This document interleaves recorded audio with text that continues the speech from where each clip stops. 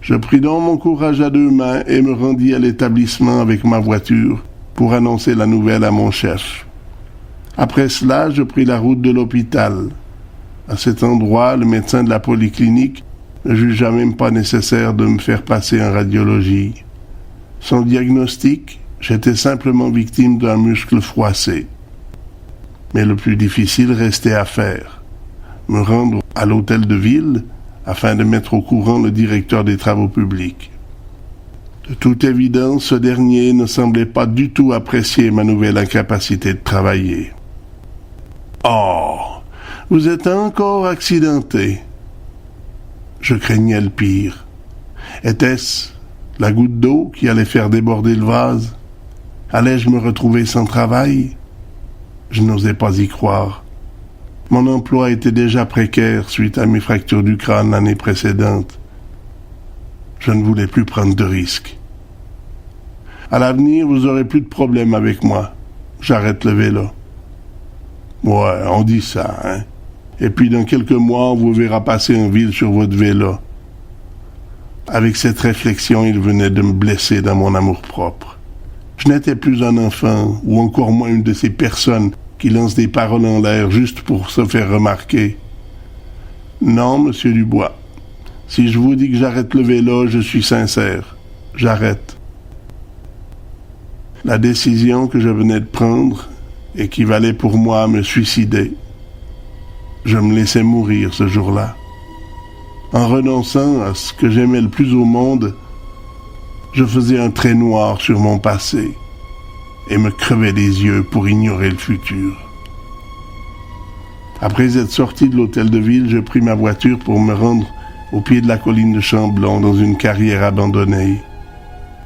Là, je laissais mon cœur crier sa peine, et je me mis à pleurer comme un enfant à qui l'on aurait pris tous ses jouets. J'étais réduit à néant. Il ne me restait plus rien. Je ressentis alors ce que Jésus avait vécu dans son cœur sur la croix, le jour de sa crucifixion, et prononçai cette phrase à travers mes pleurs. « Mon Dieu, pourquoi m'as-tu abandonné ?» En arrêtant le cyclisme, il ne me restait plus rien. Les seuls plaisirs que j'aurais pu éventuellement avoir à l'avenir auraient été la présence de Tiffany. Elle était encore la seule lumière qui me restait dans un trou noir qu'était devenu ma vie. J'allais donc fonder tous mes espoirs sur cet amour encore possible. Si je commençais à y croire sérieusement, c'est qu'à plusieurs occasions déjà, j'avais pu lire dans ses yeux une joie de vivre lorsque son regard rencontrait le mien. Elle paraissait heureuse et semblait réaliser que non seulement elle pouvait aimer quelqu'un, mais en plus être aimée par cette même personne. Si l'amour qu'elle avait pour Pierre-Alain était à sens unique, avec moi il n'en était pas de même. Mais la cicatrice qu'avait causé mon renoncement à pouvoir pratiquer le cyclisme avait énormément fragilisé mon cœur et mon moral. Il me semblait que pouvoir être heureux dans la vie, c'était réservé aux autres, ceux à qui le Seigneur donnait encore des chances. Un soir, où j'accompagnais Tiffany à son domicile, je voulus avoir le cœur net concernant ses sentiments à mon égard. En arrêtant ma voiture devant son domicile, je me tournai vers elle et la fixa un instant, sans dire un mot. Puis ce fut elle, finalement, qui rompit le silence. « À quoi penses-tu » Comme j'étais encore dans la crainte de recevoir une réponse qui m'aurait fait mal, j'hésitai quelques secondes, puis lui répondis « C'est moi qui vais te poser la question, une question, Tiffany. Tu sais que depuis que tu m'as accordé ton amour, pour dire comme Plastique Bertrand, ça plane pour moi. Surtout ces derniers jours, t'es vraiment tout ce qui me reste. Je tiens beaucoup à toi. Alors il faut que je te demande, parce que je voudrais pas me faire de fausses idées, Est-ce que je peux espérer que ce bonheur aura d'autres lendemains, ou s'il est préférable dès aujourd'hui de perdre mes illusions? Mais j'espère bien qu'il y aura des lendemains. Je ne demande que ça. Pourquoi tu me poses cette question? Depuis quelque temps, j'ai l'impression que Pierre-Alain a certains regrets de t'avoir quitté, qu'il aimerait bien remettre ça, faire marche arrière et reprendre ma place dans ton cœur. Et si c'était le cas, tu renierais nos sentiments actuels pour retourner avec lui? Oh, ça non, jamais de la vie, tu peux en être sûr. Je l'ai aimé sérieusement. Quand il m'a refoulé, je me suis accroché à lui. Il a quand même voulu me quitter. Alors maintenant, te quitter pour lui, il n'en est même pas question. J'espère que tu dis vrai, parce que si ce bonheur doit finir un jour, il vaut mieux que ce soit ce soir. Les fausses joies, je n'en veux plus. Ça fait mal pour rien.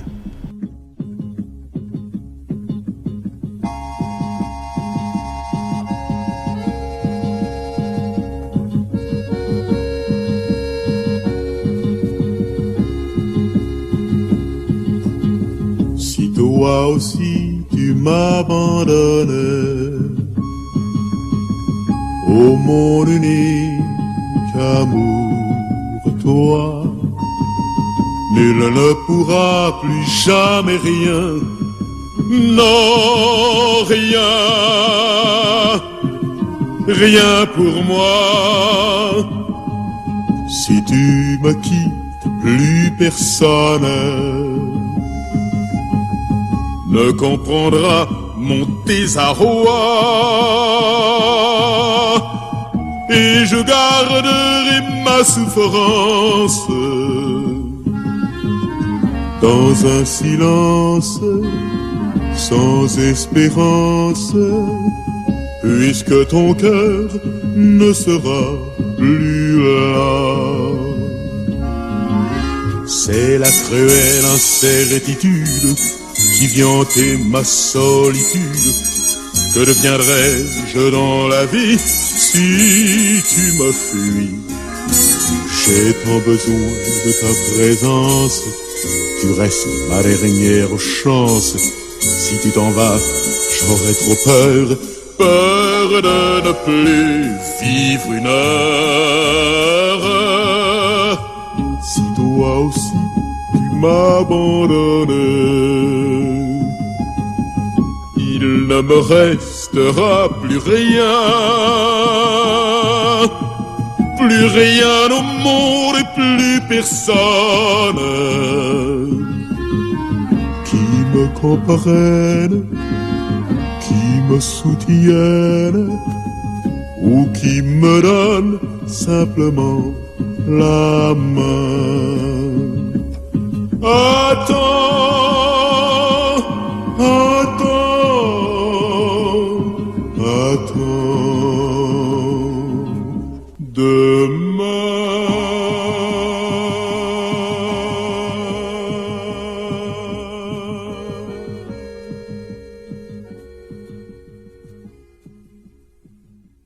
Elle me rassurait encore une dernière fois.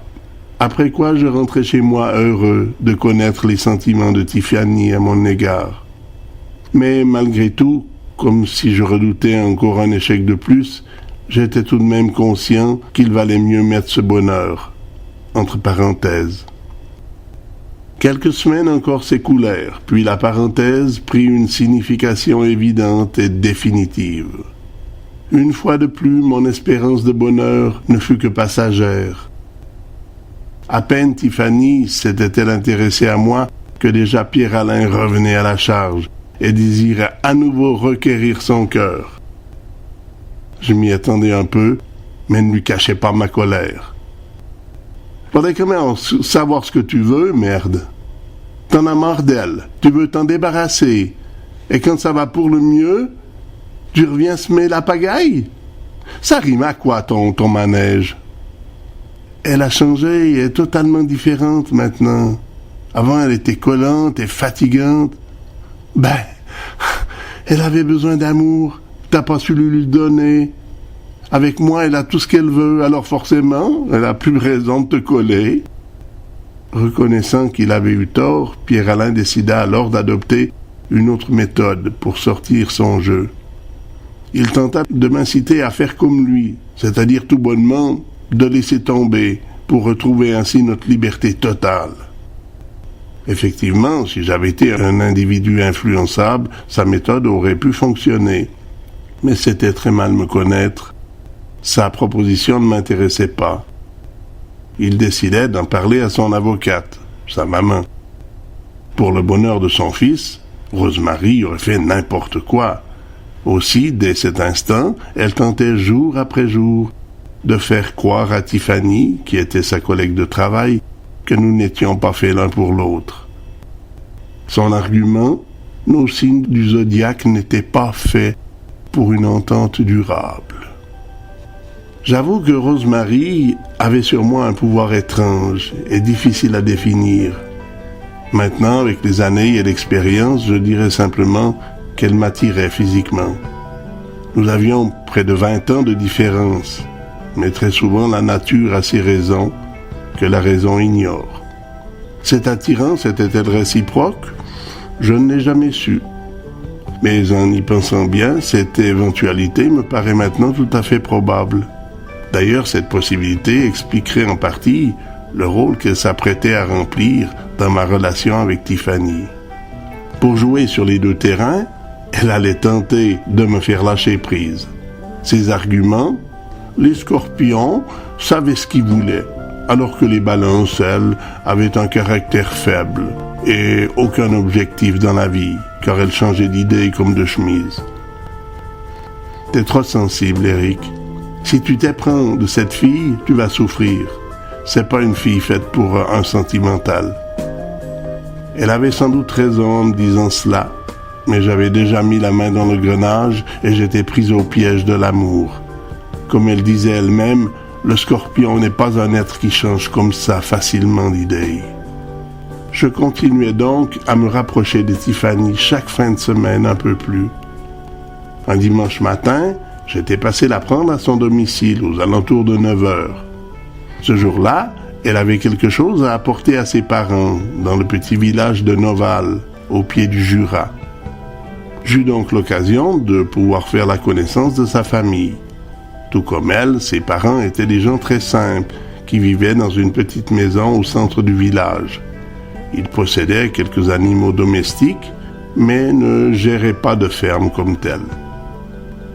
En quittant le village de Noval, nous partîmes en direction de la place d'armes de Vugel. Propriété de l'armée suisse, cet endroit est situé en pleine campagne, mais n'est pas un endroit fermé par les barrières. Il comporte des pistes bétonnées où les troupes des canonniers anti-chars apprennent à manœuvrer leurs véhicules durant la semaine. Si Tiffany m'y avait emmené, c'était avec l'intention de me demander à lui apprendre à conduire.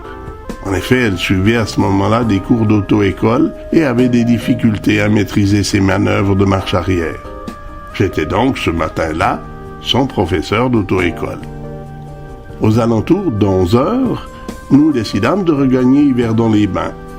Comme nous avions soif, je proposai à Tiffany d'aller nous désaltérer au bar du club de tennis de M. Martinez, un membre des ACN qui gérait depuis plus d'une année. Et sans hésiter, elle accepta. Tout en nous désaltérant, mon esprit sportif se mit soudain à me laisser envisager ce nouveau sport comme un divertissement à partager à deux. Ça te dirait de faire du tennis? C'est un sport que j'aime bien. Ça m'aurait toujours dit d'en faire.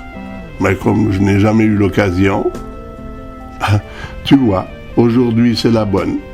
Je m'avais demandé à M. Martinez quelques précisions pour connaître les démarches à faire.